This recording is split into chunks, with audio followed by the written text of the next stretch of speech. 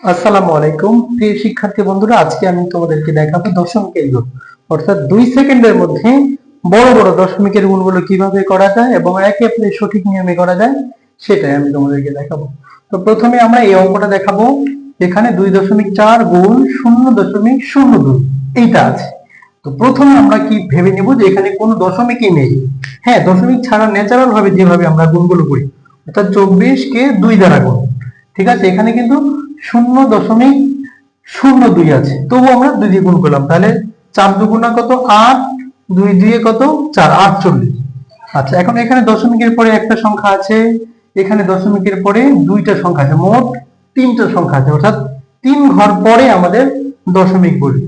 তাহলে আচ্ছা, আমরা আগে 48 লিখি। যেহেতু তিন ঘর পরে দশমিক বসবে, তার মানে এখানে 0 দশমিক, এখন 3 ঘর হয়েছে না, একটা দুইটা তিনটা, অর্থাৎ 3 ঘর পরে দশমিক, অর্থাৎ 0.0048। এটাই আমাদের উত্তর। এখন আমার প্রশ্ন হতে পারে যে যদি পূর্ণ সংখ্যা থাকে তাহলে কি হবে।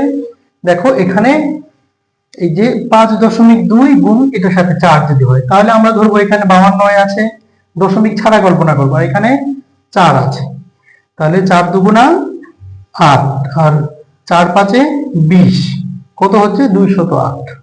আচ্ছা, 208 আমরা আগে লিখে ফেলি। এখন দশমিক, এখানে দশমিকের পরে কয়টা আছে, মানে কি এক ঘর পর দশমিক আছে, বা দশমিকের পরে সংখ্যা আছে কয়টা, একটা।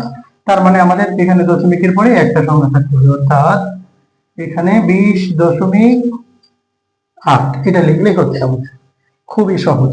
এরপরে 3 সংখ্যা যদি থাকে, হ্যাঁ, যে কিভাবে আমি করব, তাহলে আমরা তো এগুলো বুঝলামই। আমরা ভাববো যে এখানে কোন দশমিকই নেই, এখানে 2 আছে, এখানে 3, তো 3 আর 2 এর যদি গুণ করি কত, 3 2 6, 6 আর 5 গুণ যদি করি তাহলে 5 6 30, তাহলে আমরা এখানে সোজাসুজি 30 লিখে দিলাম।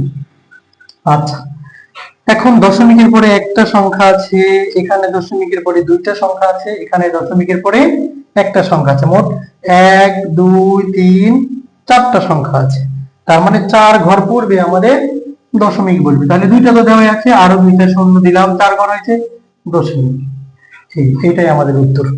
ভিডিওটা বিশেষ করে যারা পঞ্চম শ্রেণীর বৃত্তি পরীক্ষা দিবে তাদের কাজে লাগবে, অর্থাৎ এই দশমিকের অধ্যায় থেকে আমাদের একটা অঙ্ক থাকে। আজকে এই পর্যন্তই, সবাই ভালো থাকো, সুস্থ থাকো। আসসালামু আলাইকুম ওয়া রাহমাতুল্লাহ।